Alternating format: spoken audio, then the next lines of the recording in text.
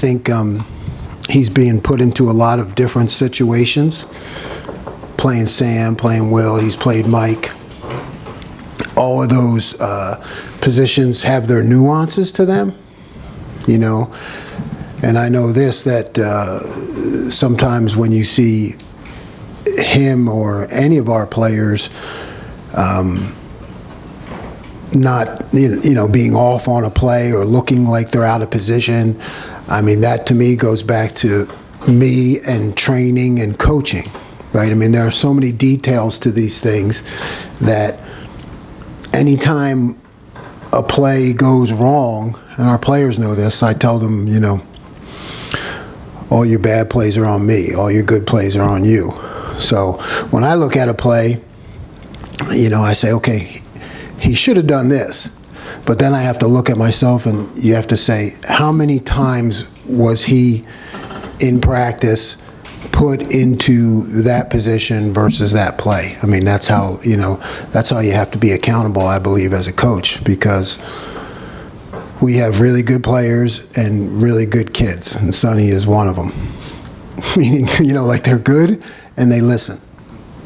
So when you have that combination, then it goes back to coaching. So I would say that, you know, Sonny in particular, one of those guys, I mean, he's employing a myriad of different techniques, you know, playing kind of all three of those positions. And there's a lot of nuance to it, and we just got to, you know, we got to keep doing a better job coaching all the details. Go third row over here, Andy Anders. Yeah, sticking with Sonny, you know, you had safeties transition to linebacker in the past, Malcolm Rodriguez. In your experience, how long does it take for someone to nail down those nuances, like you said, and how long did it take with Malcolm? Yeah, you know, Malcolm, who had a sack last night, I think, didn't he? I didn't see it. I was watching video, but somebody texted me about it. Chip talked about the game too. Yeah. Oh, yeah. It's a good question, but yeah, I mean, Malcolm, I think, was, you know, he was on his the top of his game in year 3. You know, I think Sonny and Malcolm are a little different. You can look at them and see that, but you know, so, and plus at Ohio State, we don't have time for year 3. You know, so Sonny's in an accelerated program. That's all I can say. You know, and it's just going to keep getting better. Go over here to Andy Baxter.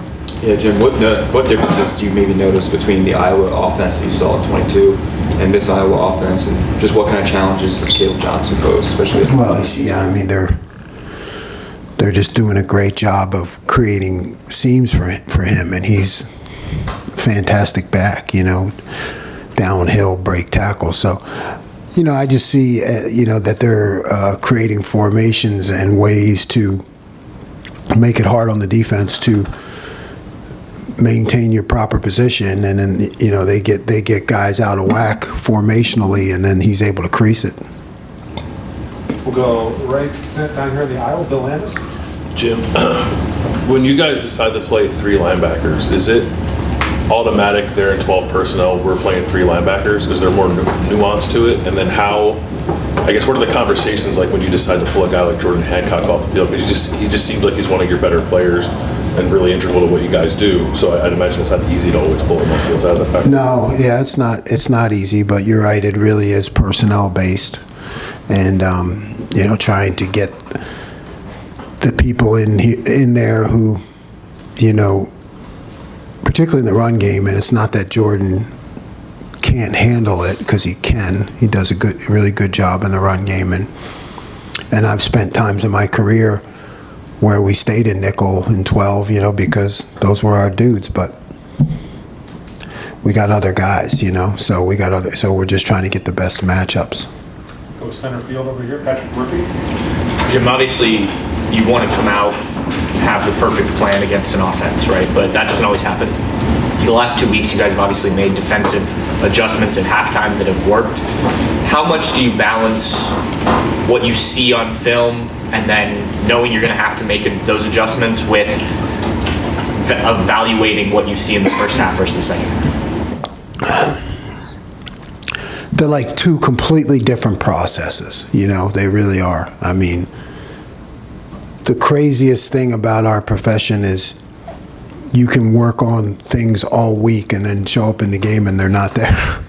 And you're like, what the hell, you know? So, you know, but that's our job, is to try to create practice that mimics the game, you know? So that's where you really spend all your time. It's like success through scripting of, you know, okay, what plays am I going to see against what defense? You're trying to predict what they're going to do. And then you see what actually happens. And then maybe something that you thought was going to work didn't work. You know, so you got to move on. You got to move on, and you got to adjust. But they're completely different processes, both of them. Go front row center, Bill Rabinowitz. Last week I asked you after 14 points to Marshall if you were a little frustrated. You said, yeah. Michigan State only gave up 7, and that came right after a turnover. You'd shut them down almost completely in the second half. But the first half, they moved the ball pretty consistently. What was your level of frustration then, and what do you think was the issue in the first half with them moving the ball? Yeah, we've started slow, you know, the past couple weeks, and I blame myself for that. Right? Again, it's you know, making, you know, there are thousands of permutations of what can happen, right? So that's exactly like I said. It's like, hey, I'm predicting this. They did that. Okay. Well, that guy's supposed to know that. That's part of his job. But then you go back to, well, how many times did I really practice that? You know, how many times did I show that guy that technique versus that play or that route? You know, so the preciseness and the exactness of the preparation, I think it happens a lot to coaches. It happens throughout my career, you know, that like in the beginning of the game, you know, you get some unpredictable things which may not, even publicly you may not notice, but, you know, kind of what you were predicting and how you did it. And then, you know, your guys always go back. You always default to your training, you know, so you have to look at those plays where we failed on those plays and say, you know, why? And when it comes to the game, that comes to me. You know, it's just continuing to, you know, be exact about how we're training, what we're training, what I'm showing, how predictable are we? You know, if they know, you know, if they know what you're in, they can take advantage of it. Go deep left field, Tim Holt. Jim, Lathan Ransom has become a weapon with the way he can utilize the peanut punch. Now, not all DBs can do that. Is that something that you tell certain players to try to do, or do they just have to pick that up themselves? Yeah, we love all of them to do it. You know, I think you saw, you know, 2 big plays last week that we've spent on the positive side, that we've spent a whole spring and a fall camp training for those 2 plays, right? The one that Jordan ripped out and Lathan with the stealth punch. I mean, those are deliberate. Those do not happen accidentally. Those are deliberate. I think just like you said, we try to train everybody, but some guys are just better than others. You know, and Lathan Ransom is lethal with that. And I want him to keep it up. Right on the aisle here, Spencer Holbrook. Jim, one of the advanced stat sites says you guys lead the country in pressures and non-blitzes. Are you satisfied with how you guys are getting to the quarterback and affecting the quarterback right now with your force? Never satisfied, but we are, you know, they are executing what's called, though, yeah. I think, you know, we got to tighten up our coverage, you know, because we need that extra second, because the guys are getting there, you know. Go third row right here, Rob Holler. Jim, you lead the nation 6.75 points allowed. And yet you hear, There's two guys who said something about leading the nation. right. Both you guys get it. Well, that's the point, and yet you, It's rat poison. It's rat poison. and yet you are hearing what's wrong with this defense. Have you ever had a defense? Who's, I'm hearing what? What's wrong with it? Well, you're even saying like we could be better here. Oh, yeah. Well, we could. Have you ever been nitpicked as much as you've been here, your defense? Is that to be expected in a place like this? My father was pretty tough. He was a Philly cop, so I got more than nitpicked. I got nit-whacked. Yeah, so I'm used to it. I'm used to it. What would it take to be satisfied? You said not satisfied. 0 points, under 100 yards a game, 4 turnovers, score twice on defense, and then it'd be fine. Then I'd be satisfied. We'll hold you to it. Okay. Just behind Rob, Cameron, Steve Robinson. Jim, what did you like about the 3 linebackers the set that you put out early against Michigan State, and how do you want to see that grow or evolve, especially this weekend against a good running game? Yeah, I like the fact, that they all can work together. When you have maybe 2 guys and a nickel, you're kind of in 2 different rooms. With the 3 linebackers, they're all in the same room and they can work together.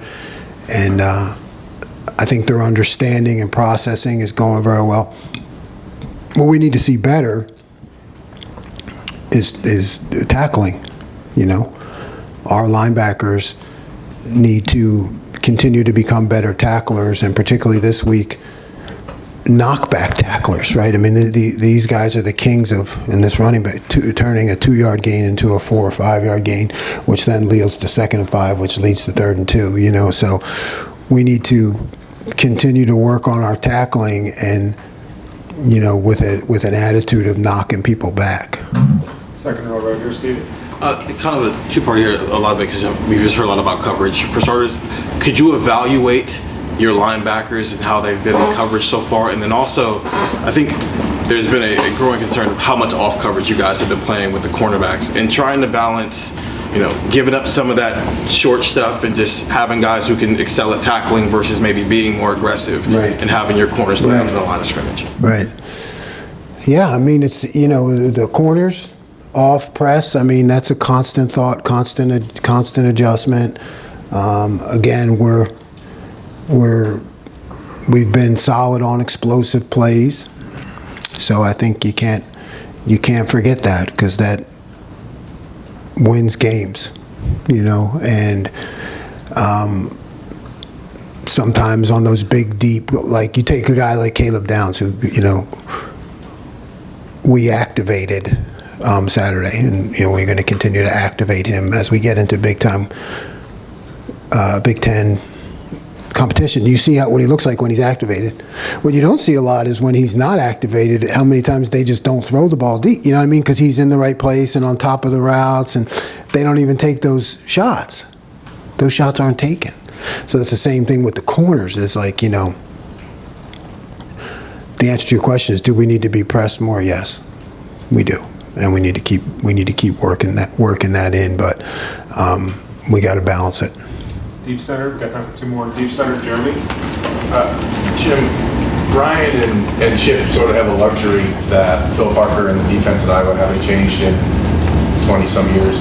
They obviously have a first-time or a new offensive coordinator after a couple of years of being somewhat predictable offensively, and they're coming off a bye week. How does that impact with preparation you do, and how, generally speaking, how does the off week help a team prepare? Yeah, it just gives you more time to study. I mean, that's the only way I can put it. It gives you more time to study.